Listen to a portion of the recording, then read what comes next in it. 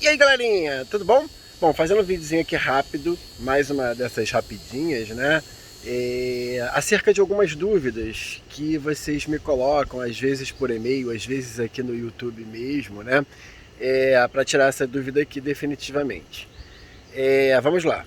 Vocês, não é a primeira vez que me colocam essa pergunta, né? Professor André, a gente deve usar repertório na UERJ, na redação da UERJ? Gente, não só deve, né, como pode você usar os repertórios. Vamos lá, vamos tentar esclarecer isso aqui de uma maneira bastante rápida. Existem diferenças entre a redação da UERJ e a redação do Enem, né? E uma das principais diferenças é o seguinte: a UERJ gosta que vocês que na redação de vocês apareça a pessoa de vocês, apareça a identidade de vocês. Como assim, professor André? Quem é você? No teu texto tem que aparecer quem é você. A UERJ, ela tem uma concepção de texto muito parecida com a psicanálise, que através do texto eu conheça o Breno, que através do texto eu conheça o Davidson, que através do texto eu conheço a Natália. Isso, gente, como professor eu digo para vocês, até a gente que está aqui numa relação, né, virtual, depois que você me manda o seu segundo texto, eu já conheço você. É impressionante isso. Se você me mandar, por exemplo, se a gente fizer uma troca aqui, o Breno me mandar um texto que seja do Davidson, eu vou saber como professor.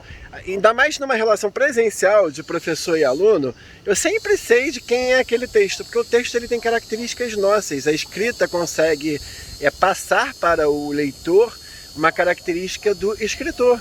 Então todos nós temos, né, essa capacidade de produzirmos a nossa identidade em nossos textos. E a UERJ quer isso de vocês. Ela quer uma originalidade, ela quer entender quem é o aluno dela, né? Ela quer entender quem é esse aluno, a identidade desse aluno, tá? Então por isso que o texto dela é um texto que exige uma autenticidade de escrita, uma originalidade de escrita. E vamos lá, e não confunde isso, eu sei que tem alguns, né, professores aqui no YouTube que até confundem isso, né?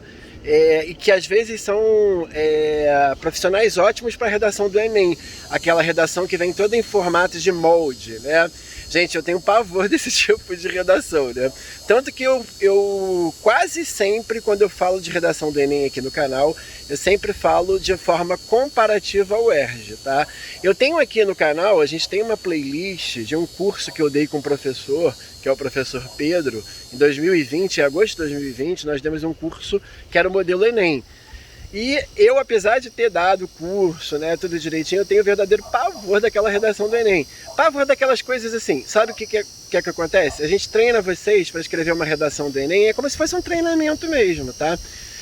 Aí a gente fala assim, ó, comece esse parágrafo com outro assim, né? Comece a conclusão dessa maneira. Gente, a banca da UERJ tem pavor dessas fórmulas, né? De começar parágrafo com a mesma expressão, enfim, gravar algumas coisas e colocar ali. Só que isso não tem nada a ver, gente, com repertório, tá? Como assim, professor André? Isso tem nada a ver com repertório. O repertório, ele é, né, um conjunto de informações teóricas e de autores que você tem que pode provocar uma ideia original. Então, por exemplo, eu fiz um vídeo essa semana que eu dei 7 autores para vocês que vocês possam usar, né? O Foucault, o Bourdieu, o Lacan, o Freud. Mas eu não estava dizendo ali para vocês que vocês devem gravar expressões, falas e tal e botar na redação de vocês. Não é isso. É você ter um repertório teórico e usar de forma original. Por exemplo, quando a gente fez aquela redação sobre as mulheres, né? Se os homens têm mais aptidão para serem homicidas, serial killers, do que mulheres. Então, por exemplo, a gente tem um repertório intelectual do Bourdieu quando ele fala de violência simbólica. E o que é a violência simbólica? É aquela coisa que a cultura cria. São os preconceitos, né? Que a gente já sai de um preconceito inicial em achar que a mulher ela é mais frágil que o homem. Então que ela não tem a capacidade de matar como um homem serial killer, né? E esse preconceito nos induz a entender, né, que a mulher é frágil, então que provavelmente não seria uma mulher, uma personagem feminina que teria matado as pessoas no livro Uma Janela em Copacabana. E olha só que interessante, o próprio Spinoza, sob efeitos da violência simbólica produzida pelo esse patriarcado, ele também não acredita que a serial killer possa ser uma mulher, né? Ele acha plenamente que é um homem, né?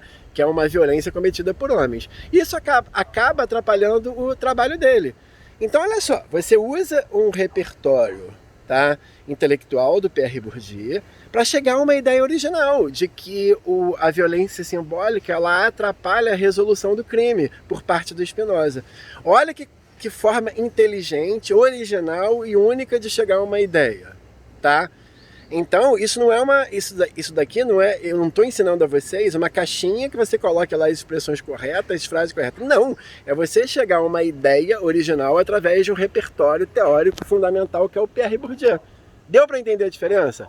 Aqui você vai usar esses intelectuais para você chegar às suas conclusões originais.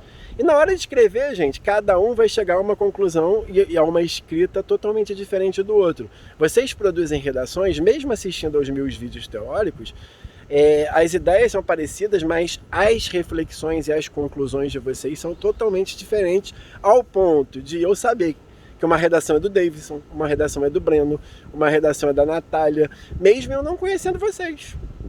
Certo? Uma redação é da Agatha, mesmo não conhecendo vocês pessoalmente, tá? E se eu conhecesse seria pior ainda, né? Porque a gente conhece todos os vícios de vocês, de escrita, de análise, né? Então, e a UERJ quer isso, a UERJ quer perceber que você está produzindo uma reflexão original.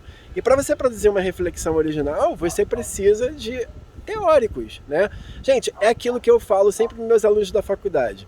O mundo está criado, né? A gente está aqui, na verdade, mas nem tudo está estabelecido, né? Então, por exemplo, você pode criar o mesmo texto sobre um texto completamente diferente, perdão, sobre uma coisa, né, que já foi discutida por inúmeros teóricos. Quer ver? Se eu quiser falar de histeria feminina, né?